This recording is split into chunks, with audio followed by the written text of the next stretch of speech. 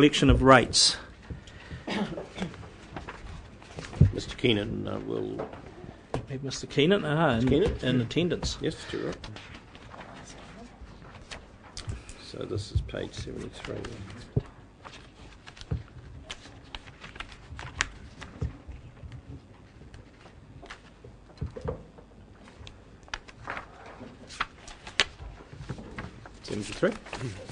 Do you want to take them through? Take them through? Yeah.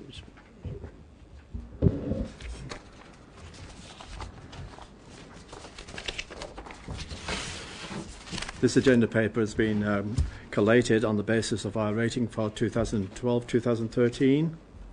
The first page actually shows you the basis of rating through the region and the various targeted and general rates, the method of rating and the amount collected. The amount is 70 million, which is GST inclusive. On the second page, I've shown you the rates that I've actually set in each district, and I've split it between urban and rural rates as well. And therefore, and on the right-hand side, you can actually see the percentage take from each district. The rate arrears at year end, halfway down the page, explains how the figures were arrived, and you see that we had an opening balance last year, a net opening balance, I must say, of $405,818. There's the 17 million that we've set for the year. We set a penalty of $117,948 in February 2013. We've received 16.7 million. We had a statute barred for 2006 of 39,648, and those credit balances you see there, which are quite extraordinary, are the result of two things. One is the clean heat ratepayers who pay on a monthly basis, and so therefore ratepayers who have started since October 2012, they have not yet been rated for the first instalment for the year, and therefore you can have up to 11 months payments received from ratepayers before they get rated. The other side of the coin for that credit balance that we have, of course, is we have a lot of ratepayers in the region who actually pay the Hawke's Bay Regional Council the district council rates. Okay, and I've said this before, we wait until they scream and get the penalty notice from the district councils, and then we do refunds. Carrying on to the bottom of this page, rate arrears for the last 6 years. And what I've done is I've shown the rates and penalty, because these are GST inclusive figures. And I've also shown you the percentage collection at that point. So you've got the amount that we've set and rates and penalty, the amount that's outstanding now, and the percentage of collection that we've received. And if you just carry on down, you'll see that overall, on an average, it's 98.98. And there we have got a credit balance again, leaving a net figure of 126,764 in our rating account. On the next page, table 5, I've got breakdown of arrears. And what I've done there is just to show you the sort of dollar amounts that are outstanding within these bands. First of all, I've taken out the Maori multiple ownership properties and shown you how much is involved with those. And then I've just given bands of the debt and the number of ratepayers in each band. Going through the report, I've made mention of the Maori multiple ownership and the difficulty that both Hastings District and Wairau District Councils have on collecting full rates from these properties. And I've also gone and said that debt collection, although we received penalty of $117,948, we did operate a debt collection agency to collect these rate arrears, and their cost for the year was $127,585. The debt collection action continues and for the next 5 years on all this debt. And finally, Table 6, I've shown the amount of rates outstanding in each district. Oh, sorry, Table 5, yes. I've got an earlier version. Sorry.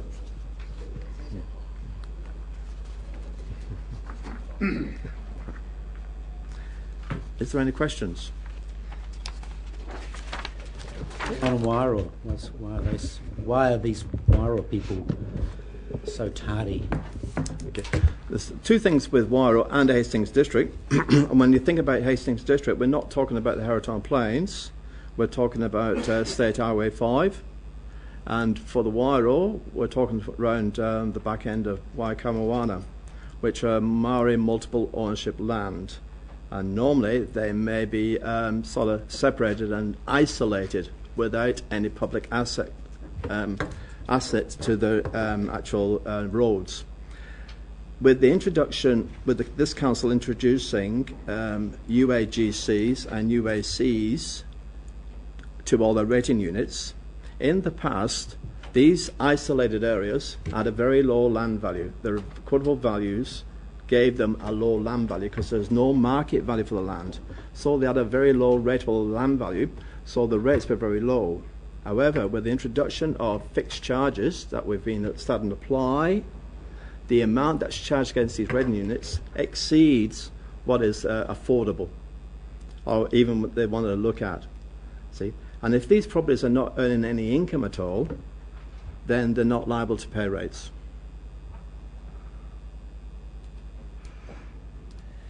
Is your answer, Councillor Douglas? Mr. Chairman, can it's probably here, but I can't quite work it out. The 906,000 outstanding at the moment, how does that compare with the various other years? That 906, Councillor Douglas, is actually 6 years of rates. Oh, sorry, it's that cumulative effect. Yeah. Okay. Yes. Can you then tell me the year-on-year rate effects? Just top of your head, what do they look like? Are we positive or negative? The situation is, back in 2007, 2008, the outstanding was only $47,000. At the moment, it's $47,000 as of today, on $11.7 million take. Sorry, at the end of the financial year 2007-2008, what was the arrears? At the end of that financial year. Okay, I can't. What I'm trying to find out is the total arrears getting worse, given your previous comments about UAGCs now beginning to affect things, or is it improving? The situation is it's deteriorating because of the change of basis of rating. 2006, 2007, we didn't have as many UACs operating. So therefore, it's based on land value. So the degree of rate arrears would have been far reduced than it is manifesting itself today. Okay, because it was just straight on land value.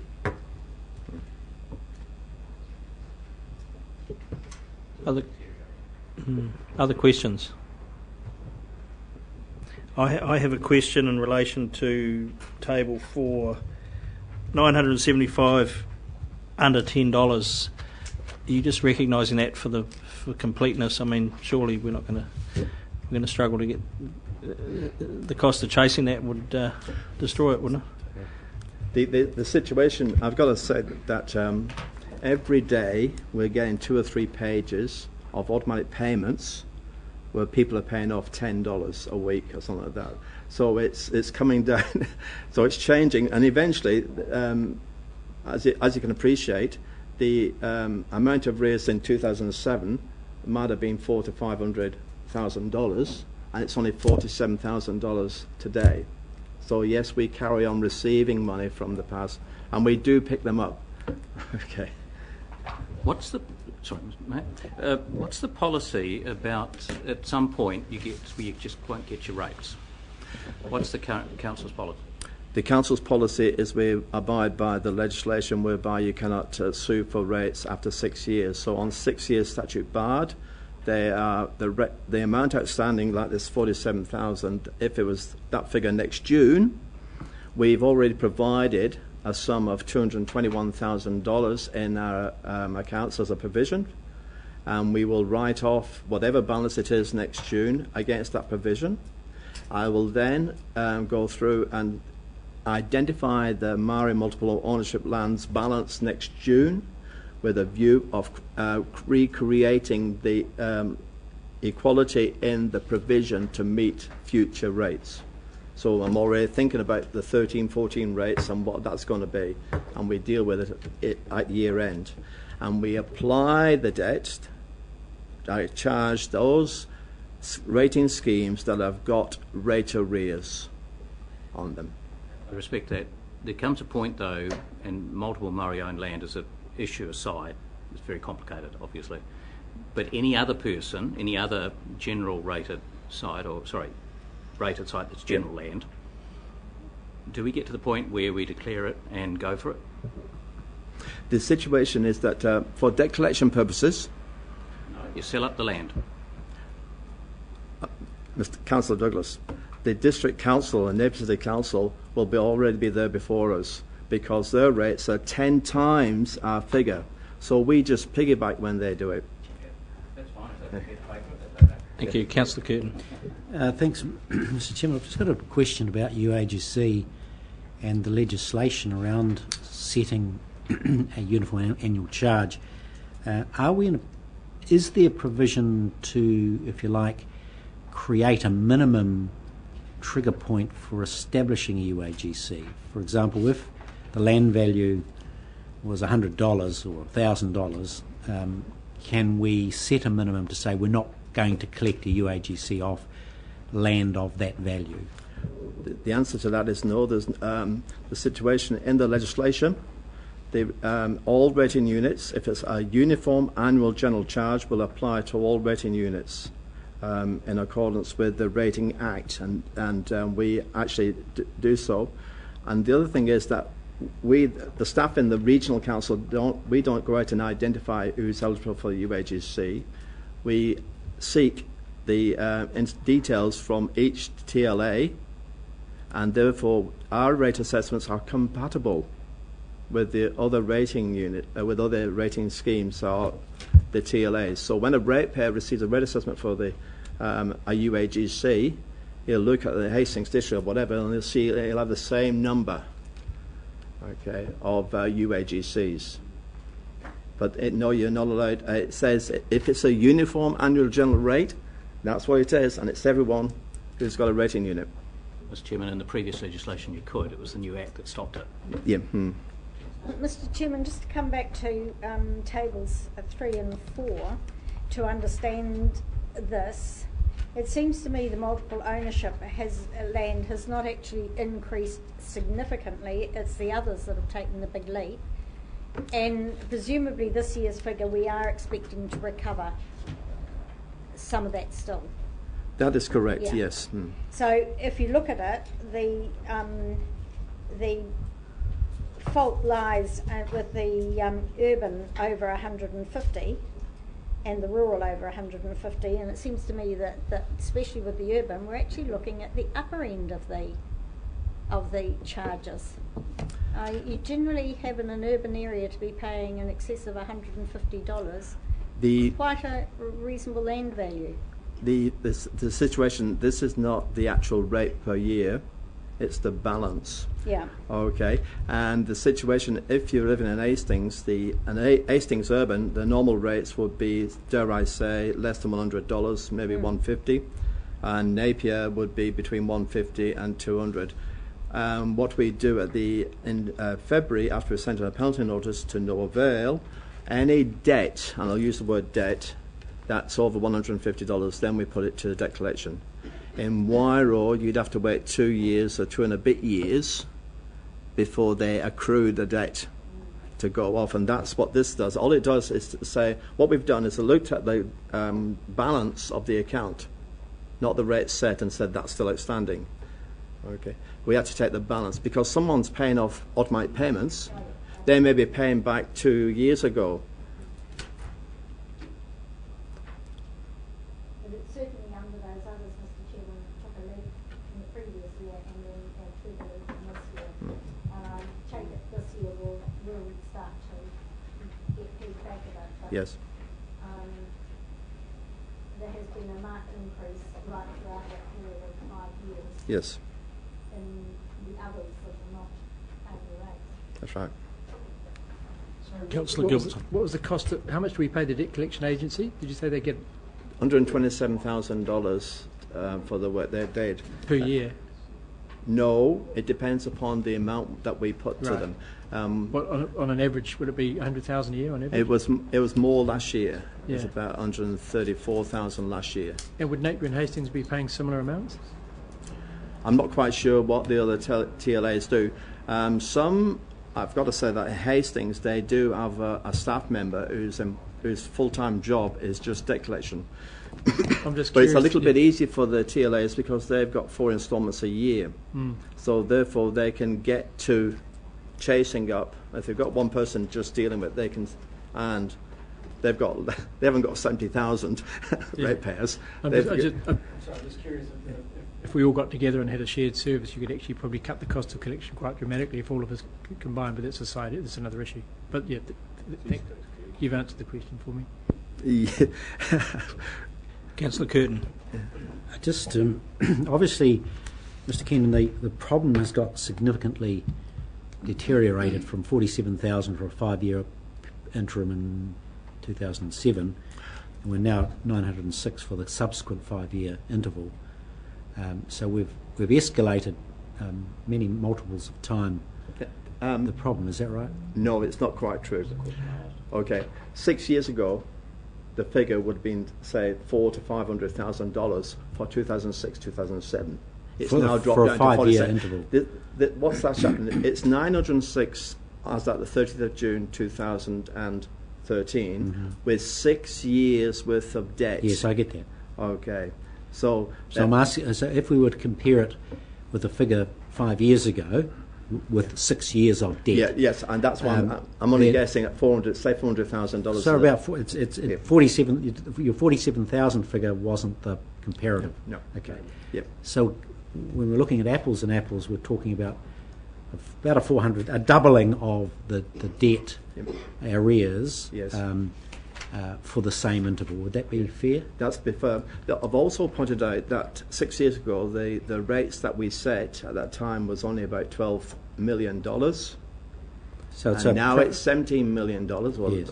Okay, last year it was $17 million. So So you besides, pro rata that. So, Yes. so just getting to this point, I mean, you've given an explanation around the UAGCs, etc., as being a contributing factor.